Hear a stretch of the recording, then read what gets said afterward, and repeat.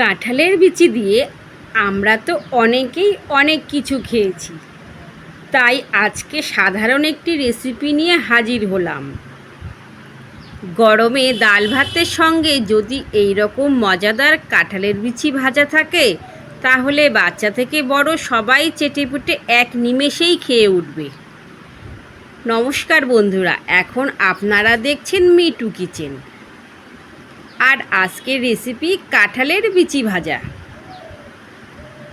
তার জন্য আমাদের প্রথমে লাগছে রোদ্রে শুকনো কাঁঠালের বিচি। বিচিগুলো এইভাবে কেটে নিয়েছি। কাঁঠালের বিচি কাটতে গিয়ে সাধারণত অনেক গৃহিণীদেরই হাত কেটে যায়। আমার এই নতুন পদ্ধতিতে বিচিগুলো কেটে নিলে তাহলে আর হাত কাটবে না।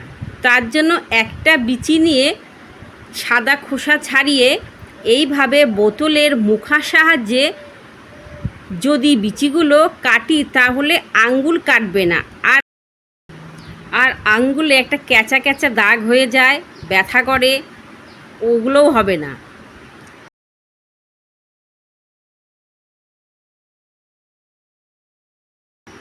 আর এইভাবে সুন্দর সবগুলো এক সাইজেরই কাটা হয়ে যাবে। আমার পদ্ধতিটা কেমন লাগলো তোমরা কমেন্টে জানিও। এবারে বিচিগুলো ধুয়ে নিয়েছি আর পেঁয়াজও কেটে নিয়েছি।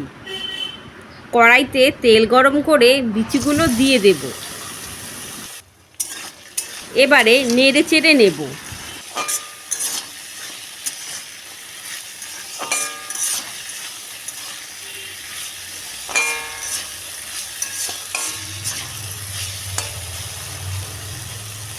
এখন দেব পরিমাণ মতো নুন আর হলুদ,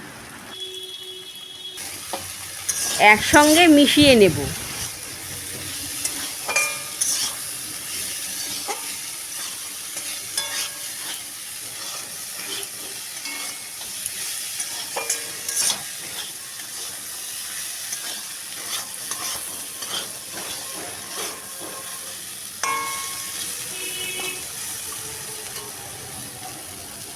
দেব কাঁচা লঙ্কা, মিশিয়ে নেব।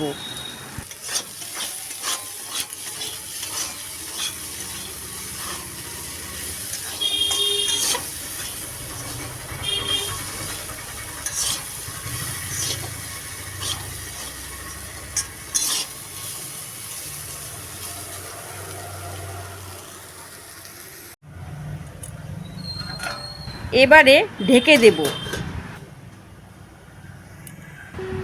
এখন ঢাকা তুলে আবারও নেড়ে নেব।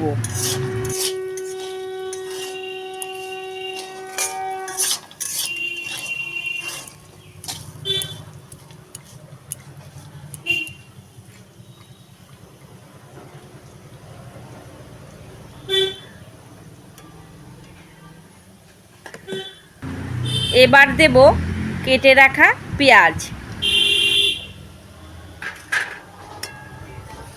পেঁয়াজ আগে দেওয়া যাবে না, তাহলে পেঁয়াজটা পুড়ে যাবে। বিচিটা কিছুটা ভাজা হওয়ার পরই পেঁয়াজটা দিতে হবে।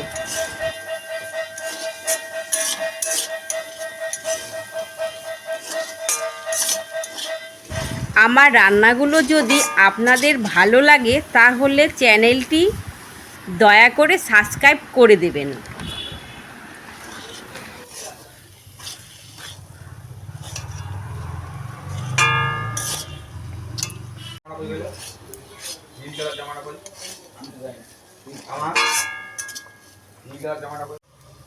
এইভাবে নাড়তে নাড়তে পেঁয়াজটা ভাজা হয়ে যাবে আর বিচিগুলোও সেদ্ধ হয়ে যাবে।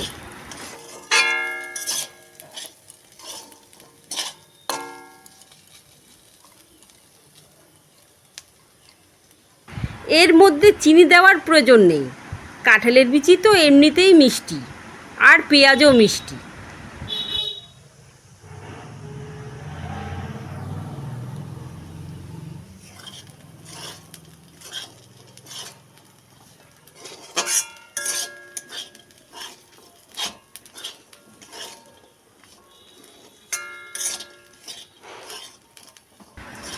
এখন আমাদের কাঁঠালের বিচি ভাজা একদম রেডি।